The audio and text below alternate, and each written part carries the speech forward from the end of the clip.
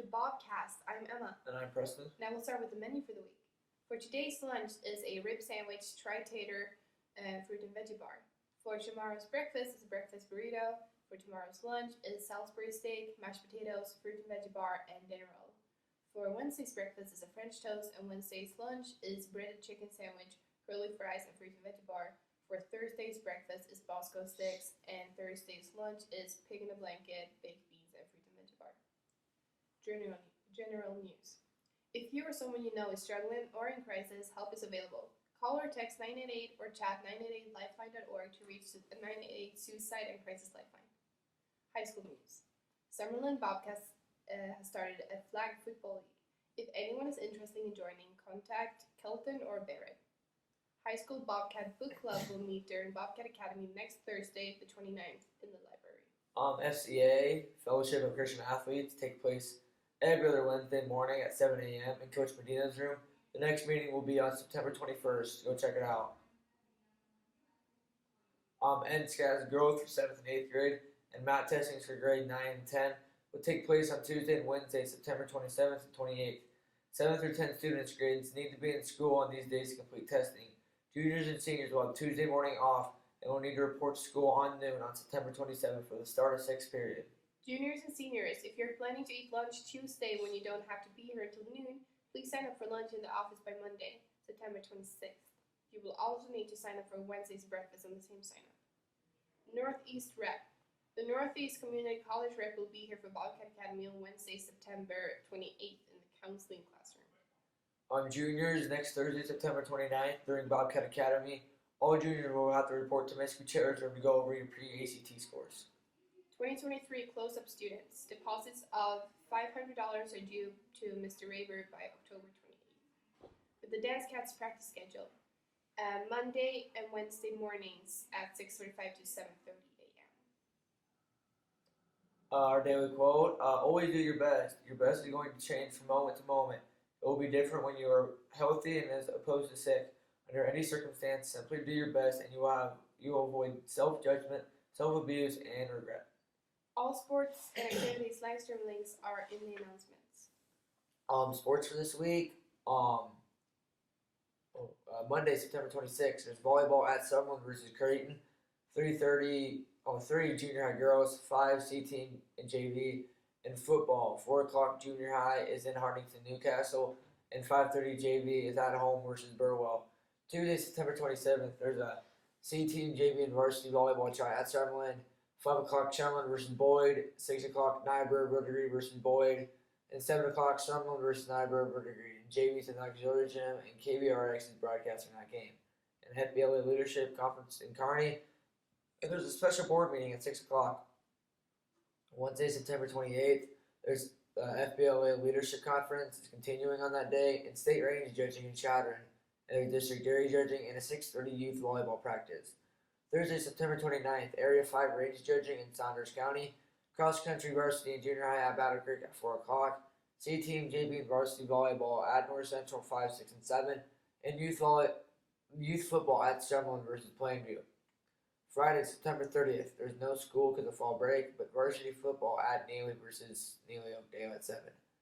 Saturday, October 1st, there's the Harvest of Harmony Parade in Grand Island. Next week, Monday, October 3rd, there's volleyball at Elkhorn Valley, 3:30 junior high girls and 5 JV try, and football at Elkhorn Valley junior high and JV. Tuesday, October 4th, C team, JV, and varsity volleyball in O'Neill. And Wednesday, October 5th, the FBLA Leadership Conference in Kearney, state range judging in Chadron, and district area judging. Thursday, October 6th, Red Hot Reading Day and junior high volleyball at O'Neill, the C team, JV, varsity at Summerlin versus Neely Oakdale, and cross country and volleyball parents night. Friday, October 7th, there's cross country and VC and varsity football at Summerlin versus Plainview, and there's football parents night and the teammates Burger Bash. That was it for the Bobcast announcements. Make sure to stay tuned for Owen's Opinion with Ashton and Barrett's Sports segment with Levi. Hi, and welcome back to Owen's Opinion. Here today I have Ashton. Alright, I have Ashton here today, and I'm just going to ask him a few questions about how his year's going so far and whatnot. So, number one, how's your school year going so far? Good. Alright. Number 2, what is your favorite class? Strength training. All right. Who's your favorite teacher? Medina. If you could add a class, like any subject, what would it be? I don't know. Running. Running. Yes, running. You're gonna learn how to run better. Yes. If you could change something about our school, what would it be? The lunches. Fair point. What are your plans after high school? I have no clue. College. You don't. Yeah, what college do you want to go to? Wayne. Okay. What class gives you the most homework so far? Science. All right. What class do you think is like underrated? PE. Okay. What do you think about the school lunches? They're not the best. Okay. If you had to sum up the school year in 3 words, what would they be? Not the best.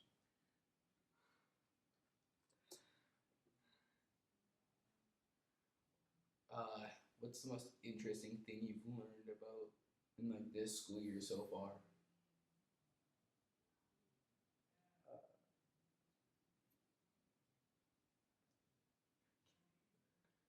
Not much. If you could eat one thing for the rest of your life, what would it be? Pizza. Do you have any pets? Yes. What are they? A dog. What's its name? Stella. All right. Suppose you get to redecorate the school in your image. How would it look? It wouldn't be here.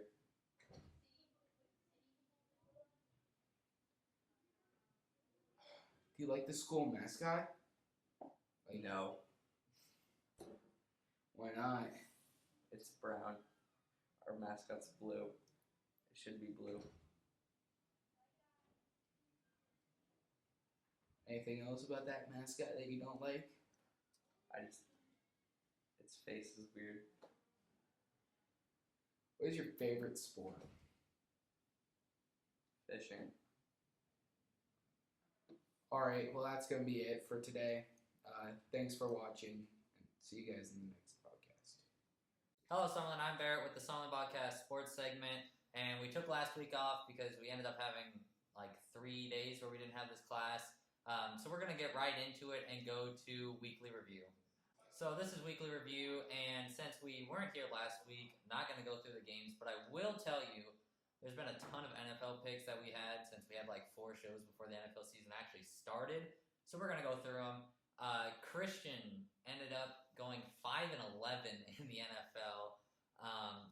Pretty bad record for him. Worse, I believe that's worse than he had last year. I can't guarantee that though. Kelton went 7-9, so another under 500 record. That's definitely worse than what Kelton did last year. He was towards the top in the NFL. And Trevor did really well, 12-4 on his picks.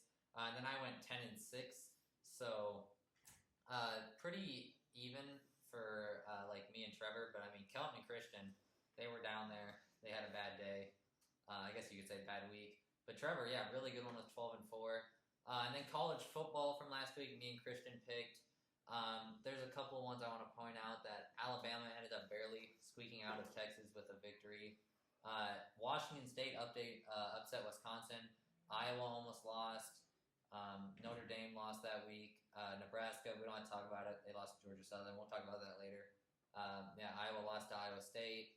And then, I mean, I guess there's another one. Texas Tech beat number 25 Houston. So a lot of upsets happened that week. And it was a bad week for me and Christian. We both went 4-6 in college football. Really bad. Just overall bad. A lot of weird upsets though. We missed a couple of the same ones, and then there was a couple ones we picked opposites, and obviously it ends up making it 4-6. So this was weekly review. Next week, of course, we'll be back with the regular going through the scores. But now we're going to go to Husker Hour.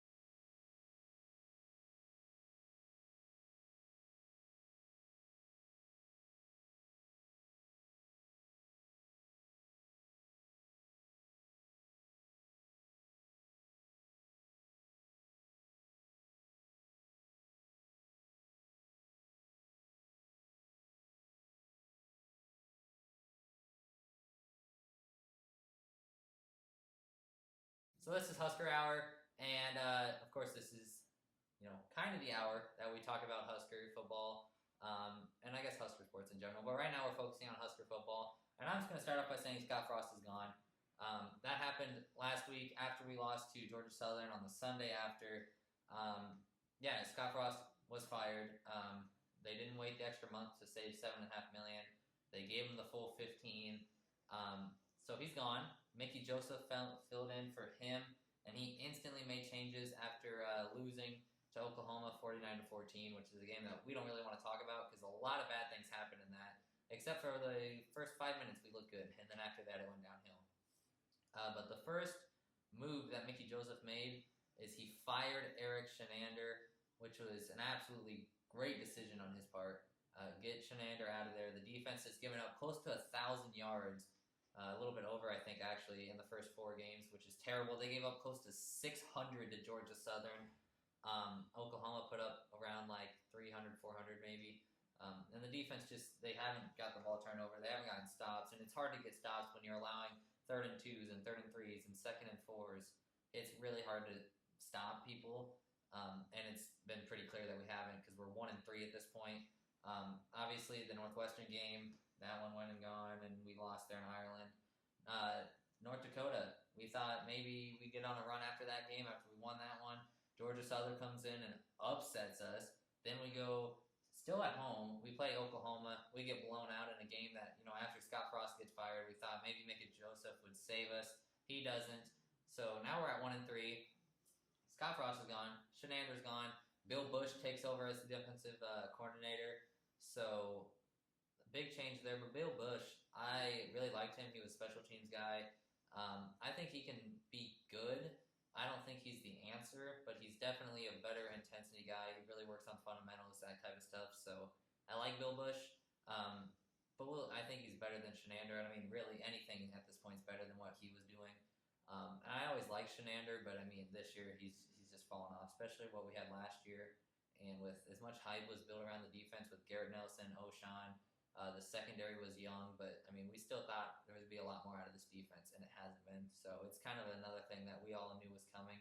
We just didn't know when it was going to happen. And Mickey, he steps up as the head coach now, and he makes that decision. We're going to move on to injuries now, which a big thing. So we get blown out by Oklahoma, and then our freshman, A.J. Allen, running back, he's out for the rest of the year. It was not released what type of injury he had in that Oklahoma game, but he's done for the season. So now it's really just Anthony Grant in that backfield. We'll probably see more of Gabe Urban, maybe even Yan or Ramir Johnson, but A.J. Allen kind of came out of nowhere. He was playing well behind Anthony Grant, but now he's out the rest of the year. I believe they redshirted him, so he'll have another season if he doesn't transfer, which another thing on the defensive coordinator, it was like one of our top recruits for next year already opted out because Shenander's gone. So expect that a lot in the next couple of seasons, which sucks. Another injury here, Teddy Prohaska, he's out for the season as well with an arm injury, and obviously beginning of the season, Dakotas Crawford, he's out with a knee injury. Upcoming next week is a bye week, of course, which I guess is this weekend is a bye week. And then after that, we go and play Indiana, Rutgers, Purdue, Illinois, I think is next 4. So those are all 4 winnable games if we can get stuff together with this bye week. So kind of got to make that happen. We can still make a bowl game. We only have to win, not only. We have to win 5 of our next 9. Going to be rough. It's possible. That's it for Husker Hour. We're going to go to top 3 plays of the week. So this is top 3 plays of the week, even though we weren't here last week, so it's really the last 2 weeks. But we do have some good plays, and we're going to put them up right now. And at number 3, it's the Raiders playing the Cardinals in overtime. A great game, by the way, if you didn't watch it. Derek Carr throws it over Hunter Renfrow, and he gets it fumbled. Oh, my God. hit stick from Isaiah Simmons. It's picked up and he's gone. Game-winning touchdown in overtime, forced fumble all the way. Cardinals win it in overtime. That game was back and forth. Kyler Murray brought him back into that game, and they end up winning it. Big forced fumble there. Murphy Jr. picked it up. Right here is the hit. Simmons, perfect hit from Renfro, and they weren't able to recover it right there. You see 10 for the Raiders had a chance to grab it, and it pops free, and he's there. There's another look at the hit from Simmons. Perfect. Bounces the ball out. Cardinals win it in overtime on that fumble. There you can see the pickup, and he is just gone. Nobody was close. It was perfectly timed, everything there for the Cardinals. Really, absolutely perfect situation, really. Because they were on their heels. The Cardinals were probably going to lose that game. This is number 2. Tua looking over the middle. He had a great game, by the way. And that ball, it was picked off by the Ravens. Can't tell who it is yet. But what a pick. That ball was thrown over the middle, and he was able to hang on to it. Williams picked it off. We'll get a replay of this here. Look at this. Tyreek Hill, and it was perfect defense, and he one-hand grabs it right before it touches the ground. Absolutely beautiful. And number 1 here, Appalachian State playing Troy. And there's 2 seconds left in the fourth quarter. Appalachian State down 2. Their quarterback scrambles out. Hail Mary at about the 5-yard line. It's tipped forward, and he caught it, and he's in. Appalachian State wins it at the end of the fourth quarter there. Hail Mary. The tip catch, kind of looking like Jordan Westerkamp back in that game. Appalachian State ends up winning that one. So those have been the top 3 plays of the last 2 weeks. And we're going to go introduce Levi Kronk for game time. So this is Levi Kronk. Thank you for coming on today. And we're going to make some NFL and college football picks. So you ready? Sounds good to me. Let's get started. The first game we got here, Steelers and the Browns. Browns defense has been pretty solid all year long. Their offense can't quite make up for what their defense stops, so I have to go with the Steelers on this one. Yeah, I agree. The offense for the Browns hasn't really been much. Obviously, with Deshaun being out, they haven't really had a quarterback, and I think the Steelers win that one. Falcons and the Seahawks. I got Falcons. I don't feel like this. I don't know. Neither team's very good. Seahawks, I just feel like don't have enough overall to beat the Falcons. I feel like this will be the game where the Falcons' offense finally clicks and their defense gets enough stops to win this game. In Geno we trust. I Have to go see. I couldn't stand it if we lose. Then Christian's just gonna have so much to say the next day. It'll be terrible. I have to go Seahawks. They beat the Broncos. Yeah, That's all I can say. Texans and the Bears. I've got Bears winning this game. That Texans defense has been basically non-existent all year long. Yeah. Davis Mills can only do so much for them at quarterback, and the Bears are just an overall better team. Yeah, Justin Fields has really started the year off pretty well. I like them winning that one too. As it started the year off with that upset on the Niners. So. Yeah. Justin Fields could be a, I don't know, what would we say, comeback player of the year or something? He's going to be pretty good, I'd say. Good. Raiders and the Titans. The Titans just aren't the same team this year they have been in the past, so I've definitely got to go with Raiders on this one. They're just, once again, they're just a better team overall. I feel like they've been playing better. Even though Devontae Adams didn't have much of an impact on the game last week, Derek Carr was still able to make plenty of plays to win them the game last week.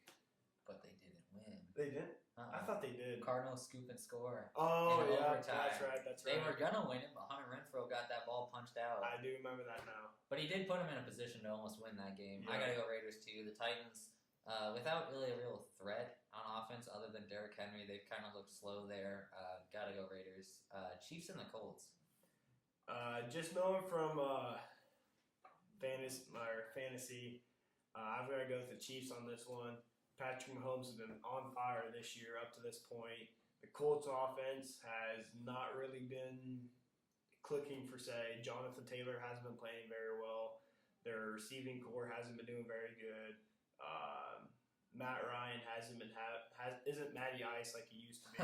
Yeah. And their defense is just kind of mediocre this year. I got Chiefs with not necessarily a big win, but a pretty sizable one. Yeah, and I'm really surprised the way the Colts have started off the year 0-2. Even with, Pittman's been out for a couple, but the Chiefs, I would say, win this one. But I don't think it's gonna be a blowout. I think Jonathan Taylor and maybe the defense keeps him in a little bit, but the defense really from both sides hasn't been great. But I think Patrick Mahomes gets that one done for the Chiefs. Bills and the Dolphins. This will probably be the hardest game we'll have to pick all day. Yeah. The Dolphins have been on fire this year. Tua's came out and somewhat proved all of his doubters wrong. He's been hitting Tyreek and in stride. Jalen Waddle. He's been having great throws all year. He's been making sound decisions, great plays. As you can see last week versus Ravens. Yep. Is that right? He threw 6 touchdowns. And that's not taking anything away from the Bills. They've come out on fire. Josh Allen's been just as hot as Tua. For me, though, I feel like the Bills just have a stouter defense, and that will come through in this game. Yeah, it's really kind of like a quarterback-wide receiver matchup. The Dolphins, you got Tyreek and Tua, and the Bills, you got Josh and Stephon Diggs. Mm-hmm. But I agree with you. The Bills, I think, win it because of their defense. They get some stops with Tua. He's still a little bit younger. I think they get a couple picks. I feel like Micah Hyde, that safety for the Bills, will make a big play here and there. Because Tua, even though he's been making sound decisions this year, he's also known for just kind of chucking the ball 30, 40 yards downfield and just hoping somebody's there. Yeah, I think Bills win that one. Probably going to be the best game of the week, though. So if you get the channel, watch that game. Lions and the Vikings. Vikings came out in that first week and smoked the Packers. They were firing on all cylinders, as much as I hate to say it. Yeah. The Lions, they've not had a bad start. Looked better than we thought. Yeah, I say. They're what, 500 right now? Yeah, I think they're 1-1. I've just got to go with the Vikings. I feel like they're a solid team this year. They had just one bad game, which that's kind of an unwritten rule. Kirk Cousins on Monday Night Football. Vikings are always going to lose. Yeah, it is. This, I don't think it's a primetime game. I think Kirk Cousins will play up to a pretty good standard. Justin Jefferson got shut down by the Eagles defense, and they don't play quite nearly as good as the secondary. Yeah. So I've got to go with Vikings in this. Yeah, I agree. That Vikings offense, even though last week they kind of struggled, but week 1 they looked great with Kirk Cousins throwing it to Justin Jefferson, Dalvin Cook getting a few touches in there, even Adam Thielen. I like their offense. Lions, though, they looked a lot better than I thought. Only 2 games, but they are at 500. But I'm going to go Vikings here at home in that offense. Ravens and the Patriots. I've got to go with Ravens this one. Once again, we've talked about how Josh Allen's come out hot, how Tua's come out hot, and Patrick Mahomes has come out hot. Lamar Jackson's came out just as hot. Yep. And the Patriots, they aren't the stacked team that we're used to seeing under the Tom Brady era, under the what can't I think of his name? Bill Belichick. No, the quarterback. Why can't I think of his name? Whatever the Patriots quarterback's name is, I can't. Right remember. now, the Patriots. Yeah. Mac Jones. Mac Jones. In his time of quarterback there at the Patriots, they just aren't the same team. So I've got to go with the Ravens in this one. Yeah, I agree. Perfectly said too. Lamar Jackson coming out as hot as any quarterback has that we've talked about so far, and the Patriots a little bit slower, younger quarterback, not as many weapons on offense. Got to go Ravens there, even on the road. Bengals and the Jets. Last year, the Jets took this one from the Bengals, but I feel like this is the game the Bengals get back on track. Maybe not necessarily quite to the standard that everybody's expecting them to play at since making the Super Bowl, but they've come out 0-2, had some very bad games to start the year. Yeah. They've just not been the same offense we saw last year. Jamar Chase hasn't been dominant. T. Higgins been hurt. Joe Burrow just been making not the smartest decisions. But I feel like this is a game where they just get back on track. The defense of the Jets isn't as good as what the Jerome Revis era was, or even a couple years ago. I've got to go with the Bengals on this one. Yeah, they came out a little bit slow, especially Super Bowl runner-up last year. 0-2 is not what we expected out of them, and they didn't really have that tough of a schedule. But I think this is a game that gets momentum going for him. Joe Burrow keeps finding Jamar Chase. Joe Mixon gets thrown in there. T. Higgins back from injury. Defense steps up, makes a few plays. I think they win that one. Eagles and the Commanders. The Commanders, I know I said it a lot, but they just aren't the same dominant defense they were when Chase Young was a rookie. Yeah. They haven't been able to hold themselves up to that standard since Chase Young got that ACL tear last year in week 2, week 3? I think it was 2. And he's just not the same old self that he used to be. And if the Eagles can play as dominant of a defense as they did Monday night versus the Vikings, they'll easily take this one. Yeah, the Eagles offense, another one of those younger teams that have looked really well to start with Jalen Hurts. Couldn't think of his name. But yeah, I really like him as a quarterback too. Good scrambler. He's thrown the ball pretty well this year. I think they win that one. And that's nothing to take away from Carson Wentz. Yeah, The former veteran. former Eagle, or as a veteran, former Eagles quarterback. He's come out hot. I think he has 7 played really touchdowns to 2 interceptions so far. He has second in the league in passing yards. Yeah, that sounds about right. Yeah. So he's not the hottest quarterback we've seen, but he's doing very well for himself in a Commander's offense. Yeah, he's looked pretty good so far, but I don't think he gets it done. Saints and the Panthers. That Panthers defense, they're young, they're tenacious, they're hard to beat. I gotta go with the Saints though. That Saints offense, I feel like Jameis Winston will have his good game of the year right now, and that Panthers offense is just miserable to watch, to say the least. Yeah. DJ Moore, great wide receiver, but Baker Mayfield's been making sound plays all year, but when your head coach isn't putting you in a position to win, it's hard to win.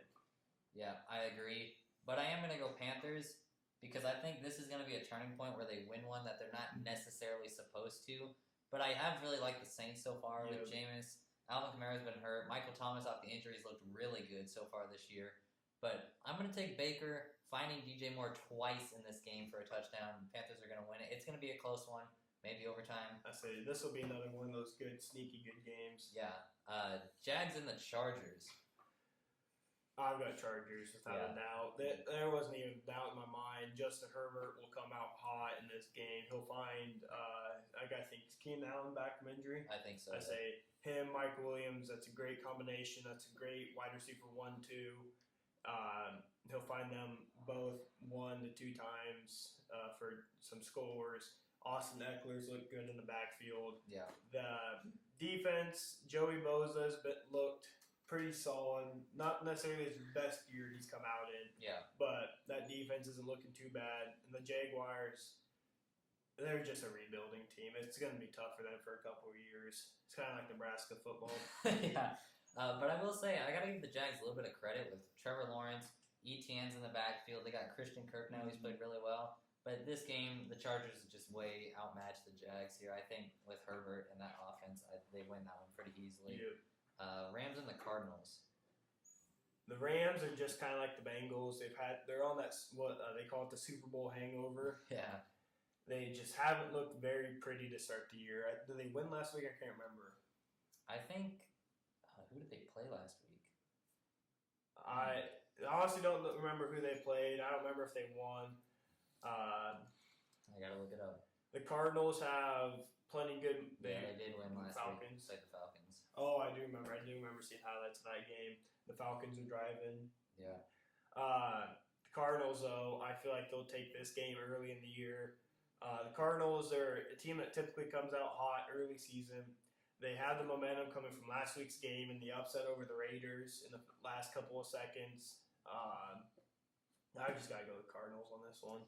Yeah, the Cardinals' offense has looked pretty well, and that defense came up clutch against the Raiders there in overtime. So I think Rams continue their rough start, and the Cardinals get that one at home to start the season. Packers playing the Bucs. The last couple of times these teams will meet, it's not been a pretty sight for the Packers, as much as I hate to say it. Our defense, or the Packers' defense, has looked solid last week. That first week, though, that was very good. Well, with Mike Evans out, that takes out Tom Brady's wide receiver 1. Yeah. and that could help our defense quite a bit. And Leonard Fournette, he's been solid in the ground game so far, but I just feel like and Aaron Rodgers just hasn't looked the same without Devontae Adams out there getting separation. I've got, as much as I don't want to say, I've got the Bucs winning this game. Yeah, I think I will too. But I mean, really, it's kind of like both veteran, pretty high caliber quarterbacks are both without their top receivers. Obviously, Devontae getting traded. Mike Evans just being suspended for this game. But I think Bucs at home. Tom Brady finds a way to get it done. Leonard Fournette gets the ball. I mean, more than he usually would with Mike Evans being out, even the receiving game. I think Bucs defense comes up with a couple key stops, and they get that one at home. The Niners playing the Broncos. I honestly don't know how the 49ers defense, or not defense, offense will respond with Trey Lance out. Yeah. That Broncos offense has not looked good this year. They've struggled, to say the least.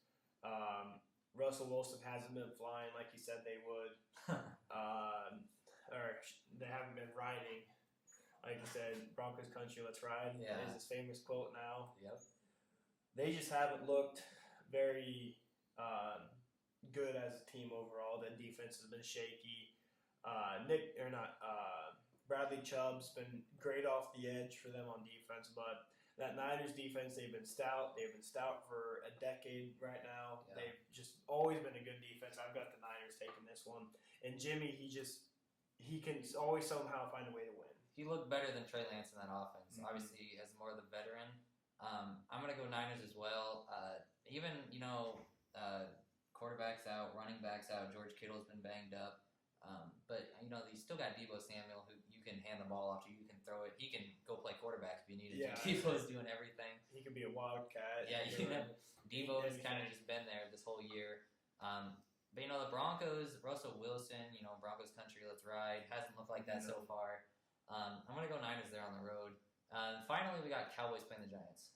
Cowboys coming off a big win last week against the defending AFC champion, Brett Baer, coming off with that game-winning kick, a former Nebraska kicker. That's true. The Giants, I really don't know what they've been like this year. I haven't paid too much attention to them, if I'm being honest. Yeah. They're just kind of one of those unheard teams. You don't really see updates on them. You don't really see highlights of them.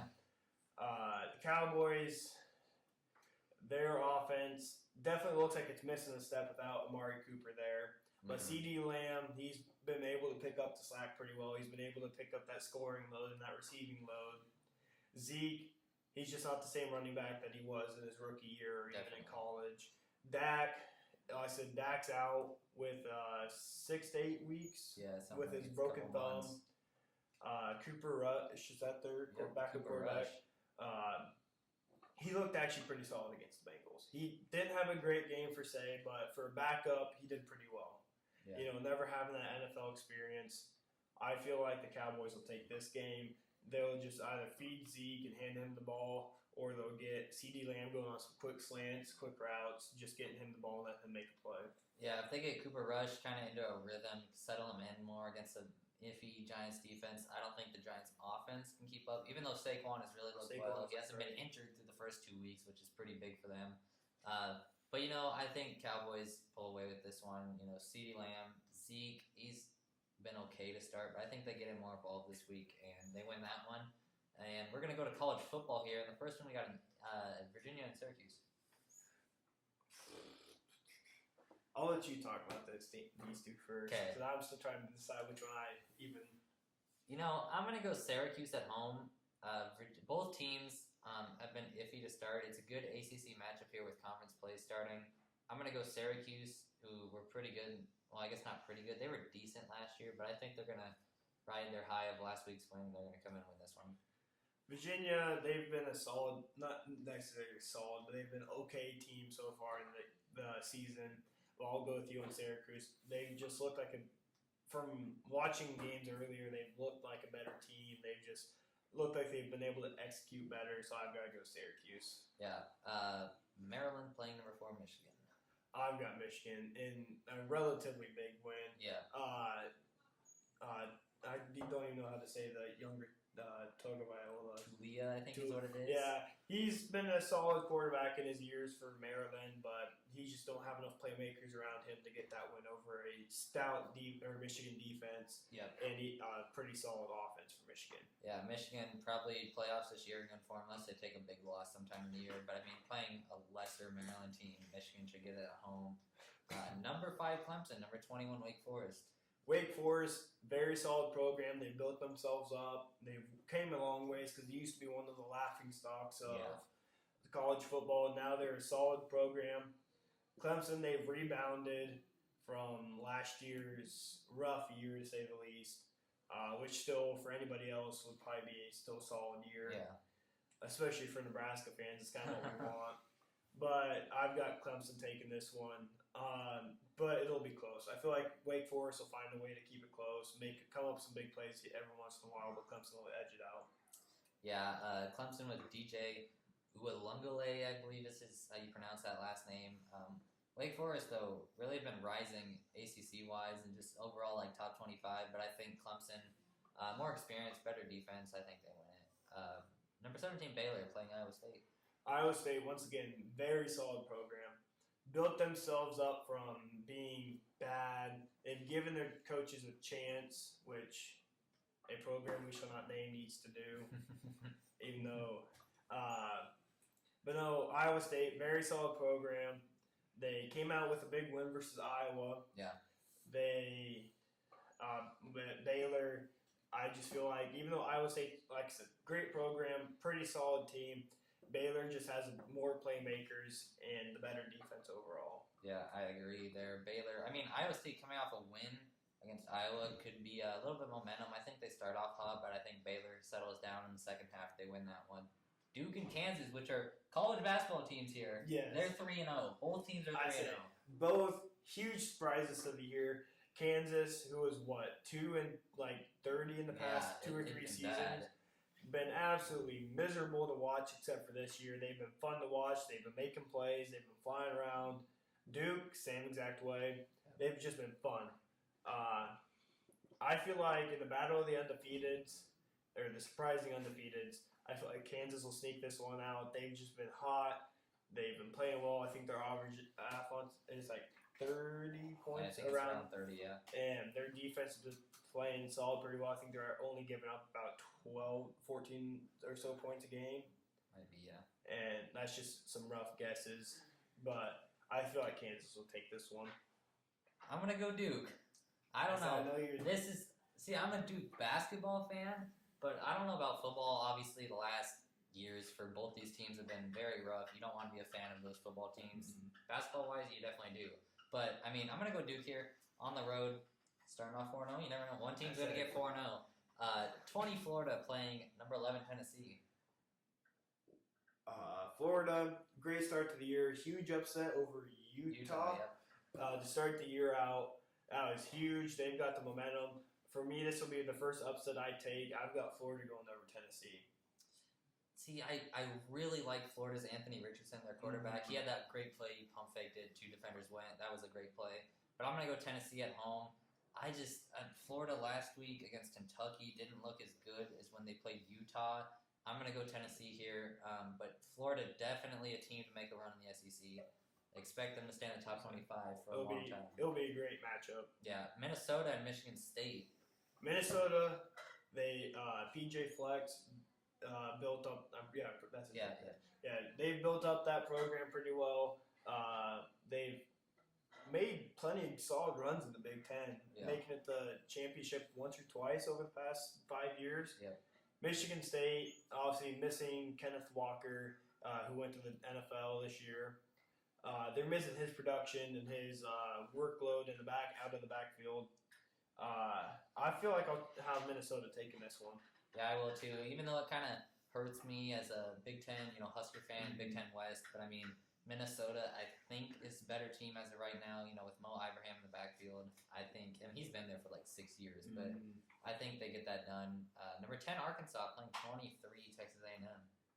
Well, both great programs. Texas A&M started off the year pretty well, but Appalachian State came out, upset them. that puts me pretty low on Texas A&M. I feel like Arkansas will walk all over them, Yeah. and it won't be a huge blowout, but I say easily a 2-touchdown win here Yeah. for Arkansas. And this is another team that I really like their quarterback, KJ Jefferson. He's a bigger built dude, but he's a very good scrambler. He can throw the ball very nicely to the receivers. I think Arkansas, even on the road there, playing Texas A&M, who, like you said, took that massive upset to Appalachian State, I think Arkansas wins that one.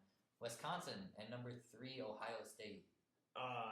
The Ohio State, as we all know, Yeah. is great. They Ryan Day, yeah, that's his name. Yep. He's continued Urban Meyer's tradition of building up that program. Even though Urban Meyer, they won national championship, Ryan Day hasn't been able to achieve that quite yet. But they're still a great program. They've done everything they can to be just as good. But Wisconsin always comes in to Big Ten, always seems to find a way to put their defense together and have a very stout Yeah. defense. But Ohio State, those playmakers on offense, they keep finding them somewhere out of the depth chart, and Ohio State will take this easy. Yeah, Ohio State, again, I've been talking about quarterbacks that I like. CJ Stroud, probably one of the best of them. They're probably going to go top 5 in the draft. You know, you got Jackson Smith and Jigba. Travion Henderson is still there. Their defense is pretty good. Wisconsin, though, their defense is always good. Their offense has struggled the last couple of years, you know, but I think Ohio State at home wins this one. So, Kansas State playing number 6, Oklahoma. Kansas State being the worst team in Kansas for the first time in probably a decade, if Yeah. not a little bit more. They just can't contend with Oklahoma. As we saw in Oklahoma's beatdown of Nebraska last week, they can run, they can pass. Their defense is solid. Their special teams is good. Yeah. Kansas State just can't contend. I've got Oklahoma easily, probably a 3-touchdown win plus. Yeah, Kansas State, of course, picking up Adrian Martinez, transfer portal. You know, they had that rough loss last week to Tulane, I believe. Their running back, I can't quite remember his name. He's number 22. Can't remember, but I really liked him in the few games I've watched. But Oklahoma, they're way better. Dylan Gabriel and all their offense there. Marvin Mims, receiver. Their defense look good. I think Oklahoma wins that one. This is the last pick that we have, Levi. Thank you for coming on. Thank you. And we'll see you next time.